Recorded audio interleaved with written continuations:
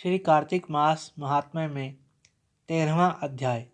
यहाँ तक की कथा सुनाने के बाद नारद जी बोले, हे महाराज पृथु, भगवान शिव तो शांत चित्त योगीश्वर हैं।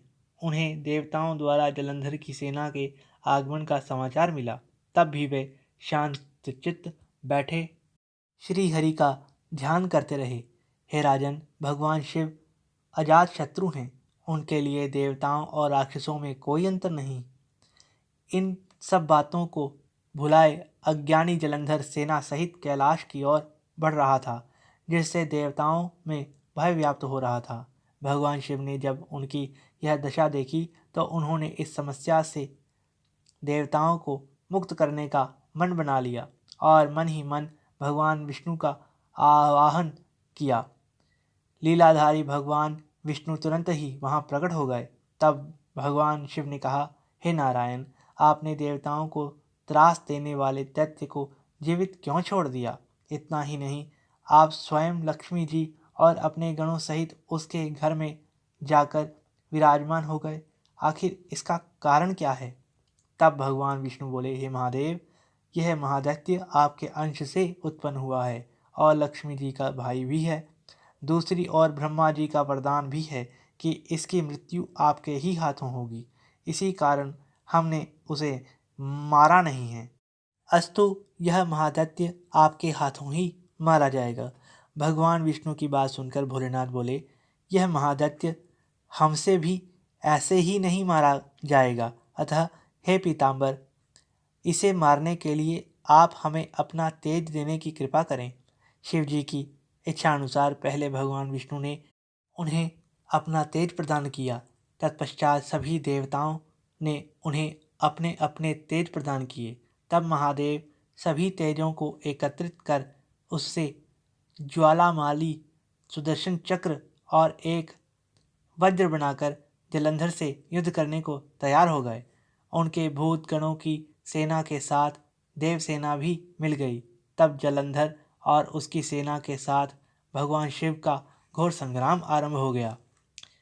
इस संग्राम से पूरा ब्रह्मांड कंपायमान हो उठा। संग्राम में जितने भी दैत्य मारे जा रहे थे, दैत्य गुरु शुक्राचार्य उन्हें अपनी संजीवनी विद्या से जीवित करते जा रहे थे।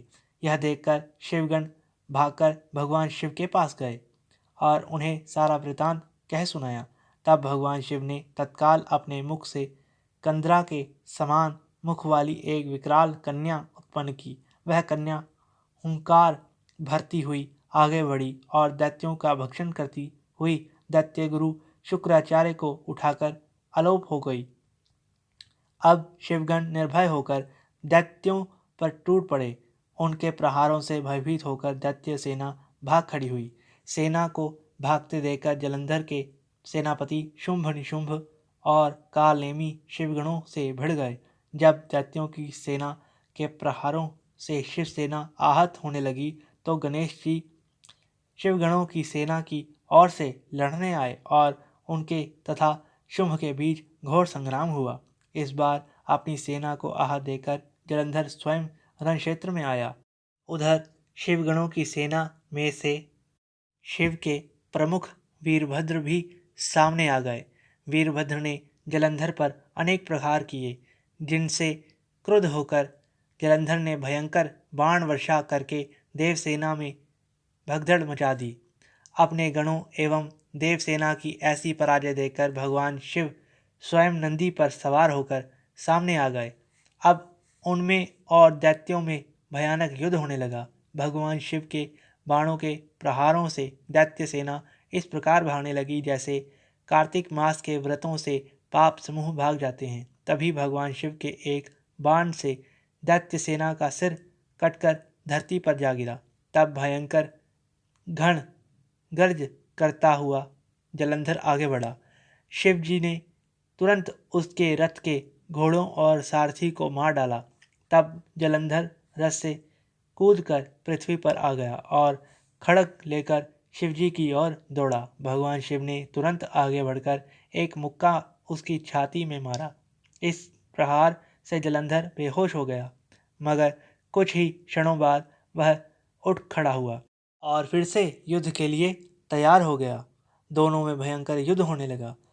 जब जलंधर ने देखा कि भगवान शिव अजय हैं तो उसने माया रचनी आरंभ कर दी। उसकी माया से गंधर्व तथा अप्सराएं युद्ध क्षेत्र में नृत्य एवं गायन करने लगीं। भगवान शिव भी उसकी इस माया के वशीभूत होकर युद्ध करना भूल नृत्य करने लगे। इस प्रकार श्री कार्तिक महात्म्य में 13वां अध्याय संपूर्ण हुआ। धन्यवाद। श्री कार्तिक मास महात्म्य में 13वां अध्याय। यहाँ